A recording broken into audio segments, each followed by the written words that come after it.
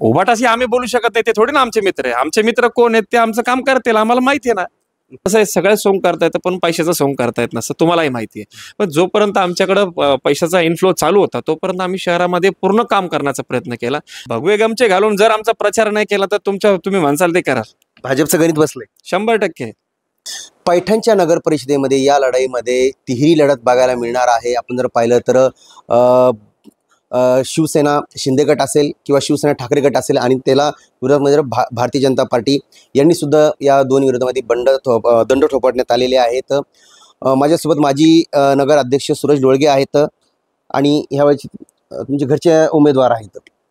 काय सांगाल, काय विकास तुम्ही केलाय आणि तुमच्या डोक्यात काय पुढचं, जेणेकरून तुम्हाला पुन्हा जनता ही तुम्हाला मतदाराच्या तुमच्या पारड्यात मतदान टाकेल? बघा, शहरामध्ये एकूण 12 प्रभाग आहे आणि एकही प्रभाग असा नाही की मागील काळामध्ये असा एकही प्रभाग दाखवा की ज्यामध्ये काम झालेलं नाही. प्रभाग क्रमांक 1 ते प्रभाग क्रमांक 12 या सर्व प्रभागामध्ये तुम्ही जा, त्या ठिकाणच्या नागरिकांना विचारा की हा जो वरती स्ट्रीट लाईट लागलेला आहे, जो LED लाईट लागलेला आहे, पहिले ते बल्ब होते छोटाले, त्या बल्बासाठी लोक भांडणं करायचे की आम्हाला बल्ब नाही म्हणून.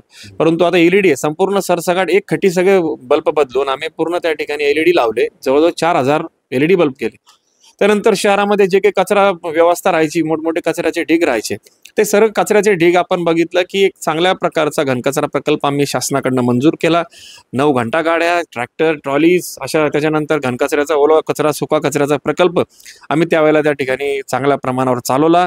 जवळपास शहरातला जवळजवळ 10 टन कचरा हा दररोज आमचा त्या ठिकाणी इकडनं कलेक्शन व्हायचं, त्यानंतर सेग्रिगेशन व्हायचं, त्याच्यानंतर त्याचं बायफर्गेशन करून ओल्या कचऱ्यापासून खत निर्मिती करायची.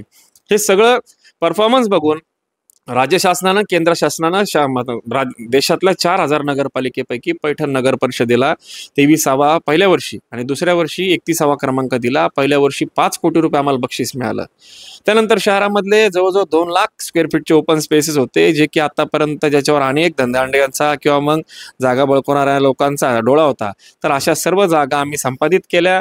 शहरातले सर्व ओपन स्पेस आम्ही त्या ठिकाणी चांगल्या प्रमाणावर विकसित केले. त्या ठिकाणी झाडं केले, काही ठिकाणी गार्डन केले. असे सगळे ओपन स्पेस शहरातले जवळजवळ ताब्यात घेतले. तुम्ही आता जेवढी विकासाची गंगा सांगितली, तुम्ही जी लिस्ट सांगितली मला, आता यावरून असं लक्षात येतं की तुम्हाला डोळे झाकून जनता आता मतदान दिलं असं दिसतंय. मात्र महत्त्वाचा विषय असा आहे की तुम्ही जी लाईटची गोष्ट बोललात की आम्ही एवढे स्ट्रीट लाईट बसवलेत, मात्र ती जनता तुम्हाला सांगते की लाईट यांनी बसवले, मात्र त्यावरती LED बल्बच नाही, ते लावण्यातच नाही आलेले आहेत, फक्त पोल त्या ठिकाणी उभारण्यात आले. काय चांगली गोष्ट आहे. तुम्ही आता जे पब्लिकना जे सांगतेय, आता बघा मागच्या काळामध्ये जोपर्यंत मी होतो, मधल्या 4 वर्षाच्या प्रशासकाच्या काळामध्ये काय झालं नेमकी मी सांगू शकणार नाही, परंतु जोपर्यंत मी होतो तोपर्यंत करार चांगल्यापैकी चालू होता. त्याला एकही रुपया न देता त्यांनी बाबांनी मला 4000 त्या ठिकाणी स्ट्रीट लाईट दिले. त्यानंतर आता नंतरच्या प्रशासकाच्या काळात काय झालं, LED लागला नाही लागला हे त्या प्रशासकच तुम्हाला सांगेल. परंतु माझ्या कार्यकाळामध्ये बघा, त्यांना विचार आहे कोणाच्या कार्यकाळातलं LED आहे. दुसरी गोष्ट, थेट तुमचं नाव घेऊन काही वार्डात आम्ही फिरलो, आम्ही त्या ठिकाणी गेलो, तुमचं नाव घेऊन त्यांना सांगितलं, हो फक्त यांनी बेसिक प्रश्न देखील सोडलेले नाहीत म्हणे. बेसिक प्रश्न कोणता? ड्रेनेजचा आणि पाण्याचा समस्या, म्हणजे की तुमच्या इथं धरण उशाला आहे पण ते देखील तुम्ही इथं पाण्याचा प्रश्न सोडू शकला नाही, असा तुमच्यावर आरोप केलाय. बघा, बेसिक प्रश्न मलाही कळतात. मीटर, गटर आणि वॉटर. हे बघा, मीटरमध्ये तुम्हाला त्या ठिकाणी स्ट्रीट लाईट लागतात.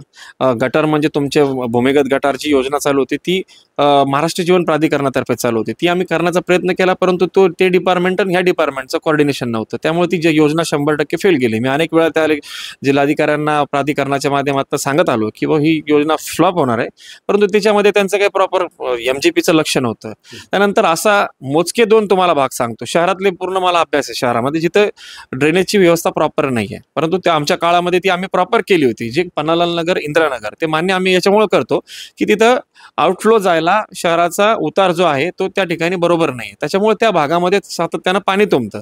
आणि त्याच्यामध्ये पण आम्ही एक DPR तयार केला होता, एक मोठा ड्रेन पाटेगावच्या पुलापर्यंत घेऊन जायचा. तर तो साधारणतः मागच्या म्हणजे शेवटच्या काळामध्ये केला होता. परंतु असं वाटलं होतं की निवडणुका होत्या, आम्हाला एवढा फुल कॉन्फिडन्स होता की आम्ही त्या ठिकाणी पुन्हा निवडून येणार, परंतु या निवडणुका मधल्या 4 वर्षाच्या काळामध्ये खूप डिले झाल्या आणि सत्ता ही प्रशासकाच्या हातात होती आणि त्या माध्यमातून आम्हाला त्या ठिकाणी कामं करता आले नाही किंवा मग निधी आणता आला नाही. त्याच्यामुळे हे सगळे कामं अर्धवट राहिले. पण 5 वर्षाच्या कार्यकाळामध्ये तुम्हाला सांगतो 2च वर्ष सत्ता आपल्याला भेटली. त्या 2 वर्षामध्ये जे काही निधी खेचून आणता आला आम्ही तो आणला. परंतु नंतरच्या कार्यकाळामध्ये कोरोना लागला, शासनाने निधी देणं बंद केलं.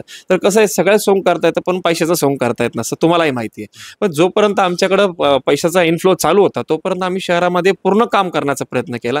आणि तुम्हालाही माहिती आहे 5 वर्षाच्या कार्यकाळामध्ये तुम्ही काय लगेच सगळं परिवर्तन करू शकत नाही अशातला भाग नाही. परंतु आम्ही मॅक्सिमम वसाहती ज्या ठिकाणी आजपर्यंत भौतिक सुविधा नव्हत्या त्या ठिकाणी आम्ही भौतिक सुविधा देण्याचा प्रयत्न केला. जुन्या पैठण, नवीन पैठण अशा दोन्ही जागांचा समतोल राखून शहराचा विकास करण्याचा प्रयत्न केला. विकास तुम्ही सांगता बरोबर आहे. तुमच्यावर असा देखील एक आरोप करण्यात आलेला आहे की जे ड्रेनेज आहे जे त्याच्यावरती जे ढापे टाकण्यात आलेले मोठ्या प्रमाणात निधी आलेला आहे, हे ढापेच मुळात बसवलेत नाही आहे. हे याचा जे नाल्यावरचे जे ढापे टाकण्यात आले नाल्यावरचे वगैरे त्याचा देखील निधी लाटण्यात आला, ते झालेच नाही. आता असं म्हणजे थेट तुमच्यावर आरोपच आहे. हे लाटणारा जे कोणी आरोप करणारा असेल ना त्याला माझ्यासमोर घेऊन या. तुला इस्टिमेट कळत असेल तर मी मला वाचून दाखव. ड्रेनेजवर ढापे असतात का कुठं? काही गप्पा मारतात लोक. वरचं पाणी पडलं ते ढाप्याच्या मुळे जाणार तरी आहे का? म्हणजे सरळ सरळ प्रश्न आहे. रेन वॉटर ज्या वेळेला वरतून पडणार आहे तर त्याला जायसाठी कुठेतरी जागा लागेल ना. ढापे टाकून ठेवलं जर बोललं तर रस्त्यावर पाणी तुम्हाला परत तुम्हीच ओरडणार विरोधक, पाणी अडकलं, असं झालं तसं झालं, शहरामध्ये संपूर्ण पाणीच पाणी घुसलं. हे काहीतरी एक प्लॅनिंग, प्रॉपर प्लॅनिंग या सगळ्या गोष्टी कराव्या लागतात. माझ्या कार्यकाळामध्ये मी चांगल्या प्रकारे करायचा प्रयत्न केला.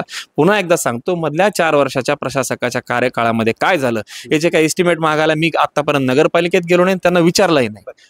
तुमच्या वरच्या लेवलला युती आहे शिंदेची आणि शिंदे गटाची आणि भाजपाची. वरच्या लेवल महायुतीमध्ये तुम्ही आहात. काय बरं तुम्ही एवढा विकास केला, एवढी विकास कामं केली, तुम्ही त्यांची मनधरणी करू नाही शकला? पण कसं आहे, आता हे सगळे मोठ्या लेवलचे विषय आहेत.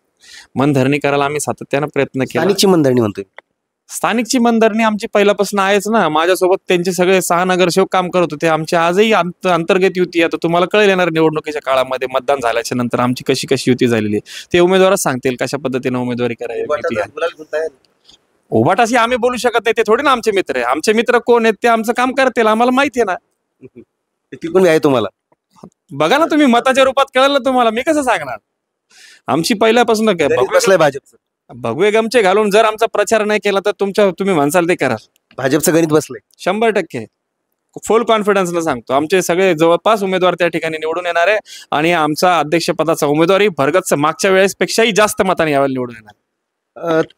तुमचे जुने सहकारी जे आहेत, तुमच्याच नावकरी जे आहेत, तुमचे भाजपाचे पदाधिकारी सुद्धा आहेत आणि त्याने अपक्ष उमेदवारी अर्ज आता भरण्यात आलाय सूरज म्हणून. त्याने असा थेट आरोप केलाय की तुम्ही, हे त्याच्या कानावर गेलं, त्याने सांगितलं की तुम्ही पैसे घेऊन तिकीट देण्यात आलेली आहे. पैसे घेऊन कुठं तिकीट देत असता का? उमेदवाराचे विनिंग क्रायटेरियावरती आम्ही त्या ठिकाणी तिकीट देत असतो. मी या अगोदरही सांगितलं, जो उमेदवार ज्याचं सर्व्हेमध्ये नाव होतं, मी सोडी ना सूरज लोळगे अथॉरिटी आहे की तिकीट देण्याची. सूरज लोळगे ही सिंगल अथॉरिटी नाहीये, हा भारतीय जनता पक्ष आहे, राष्ट्रीय पक्ष आहे. याच्यामध्ये सगळे क्रायटेरिया बघितल्या जातात, विनिंग क्रायटेरिया बघितला जातो. हा माणूस निवडून येऊ शकतो का, कितीपत कॅपेबल आहे, याचा जनसंपर्क किती आहे, याचा सर्व्हेमध्ये नाव नाही. ठीक आहे ना, आता तक्रार तर कोण करणार आहे, तो काही एवढा मोठा विषय नाही. आता निवडणुकीचा पिरियड आहे. आज या गोष्टीवर बोलणं चुकीचं आहे. आज आम्हाला भाजपला, कारण की तेच मागात पडू शकतं ना. नाही ठीक आहे ना, पण आता ज्या गोष्टी झालेल्या त्याच्यावरती परत स्पष्टीकरण देण्यात मजा नसते. पार्टीच्या सर्व्हेमध्येच कदाचित त्यांचं नाव आलं नसेल म्हणून पक्षाने त्यांना दिलेलं नाही. 14 वर्षापासून मला सांगा, सूरज लोळगीची बी फॉर्मवर सही आहे का? माझी बी फॉर्मवर सही असती का? पक्षाचा जो कोणी प्रतिनिधी असेल त्यांनी त्या ठिकाणी सही दिलेली असती आणि त्याच्यानंतर त्याचा सर्व्हे रिपोर्ट समोर असतो. त्या सर्व्हे रिपोर्टमध्ये काय दिलेलं आहे, अनालाइज केलेलं आहे, त्या अनालायझेशननुसार त्याच्यावरती त्याला तिकीट दिलं जातं आणि त्याच्यानंतर त्याचा निवडणुकीचा क्रम ठरला जातो. मी भाजपावर नाराज नाही, मी भाजपावरती नाराज नाही. मात्र जे स्थानिकचं जे इथले स्थानिक नेते जे समजा तुम्ही जे थेट तुमच्यावर हे केलं त्यांनी की ज्यांनी टीका करण्यात आले त्यांच्यावर मी नाराज, स्थानिकच्या नेत्यावरती मी नाराज म्हणून त्यांना सांगितलंय. त्यांनी त्याची नाराजी पक्षाकडे व्यक्त करावी. मला तुमच्याकडे व्यक्त करून काय करणार आहे किंवा माझ्याकडे व्यक्त करून काय करणार आहे? पक्षाकडे जाऊन व्यक्त करावी ना त्यांनी. म्हणजे स्थानिक आता मी थोडी ना अथॉरिटी आहे पक्ष, म्हणजे मी थोडी ना एकटा सगळा पक्ष चालवते. पक्षाकडे अथॉरिटी आहे, पक्षाने त्याची निश्चितपणे दखल घेतील. त्याला कुठं ना कुठं पक्षामध्ये संधी भेटेल. राष्ट्रीय पक्ष आहे, सत्ताधारी पक्ष आहे, त्याला कुठं ना कुठं भारतीय जनता पक्ष असा आहे की त्याला सामान्यातून सामान्य कार्यकर्त्याला संधी देणारा पक्ष आहे. कितीतरी उदाहरणं आहे. या देशाचा पंतप्रधानच्या हवाला आहे. तर हे जर यांचा जर का चांगला परफॉर्मन्स असेल पक्षामध्ये, निश्चितपणे सुरतचं काम चांगलं आहे, मी मान्यही करतो. परंतु त्याला पक्ष हा निश्चितपणे कुठं ना कुठं संधी देईल, एवढी मी त्याला माझ्या वतीनं तरी खात्री देतो. ठीक आहे, तुम्हाला नगरसेवक शुभेच्छाचे अशी 5 कामं कोणती सांगाल तुम्ही, जी तुम्ही आता येणाऱ्या जर निवडून आलात तर ती 5 कामं सर्वात म्हणजे तुम्ही पहिली ती करणार? 2000 घरकुलांचा प्रकल्प, जे लाभार्थी वंचित आहे अशांना त्यांना 3 लाख रुपये अनुदान आणि त्यानंतर घरावर सोलर, त्याचं लाईट बिल कायमचं मोफत होईल, पहिलं. दुसरं, पैठण नगरपालिकेला त्या नगराध्यक्षाला नगरसेवकाला बसायला स्वतःची हक्काची मालकीची इमारत नाही आहे, पहिली. 2 नंबरला ते काम. 3 नंबरला शहरातील राहिलेले जे काही विकास कामे आहेत, जे की समजा शहरातील मूलभूत गरजाच्या अनुषंगानं जे काही कामं आहेत, ते 3ऱ्या नंबरचं काम म्हणजे मीटर गट, म्हणजे जे काही रस्ते असेल, जे काही असेल. त्यानंतर 4थ्या नंबरचं जे काम आहे, जो घनकचऱ्याचा प्रकल्प आहे. आज रोजी सगळ्यांना गाणं ऐकायची सवय होती, स्वच्छ भारत का इरादा, तो कधी मध्ये 8 दिवसातून 4 दिवसातून एकदा येतोय. तर तो घनकचऱ्याचा प्रकल्प पूर्ववत आणणे हा सगळ्यात मोठा आमच्यासाठी आव्हानात्मक काम असणार आहे. आणि सगळ्यात शेवटचा म्हणला तर शहरामध्ये आता एक नाट्यगृह सुरू आहे, ते आम्हाला कंप्लीट करायचं आहे. त्यानंतर शहरामध्ये सर्वसामान्य लोकांसाठी एक मंगल कार्यालय असावं. त्यानंतर शहरामध्ये असे बरेच प्रकल्प आहे आमच्या डोक्यामध्ये विकास कामाचे. आणि सगळ्यात महत्त्वाचं म्हणजे शहराची हद्दवाढ. मी मागच्या जाहीरनाम्यामध्ये जवळपास जे काही कामं दिली होते, त्या कामांपैकी तांत्रिकदृष्ट्या जे कामं मागं राहिले, तर ते काम वगळता इतर जवळजवळ 50 ते 60% जाहीरनामा आम्ही त्या ठिकाणी कंप्लीट केला आहे.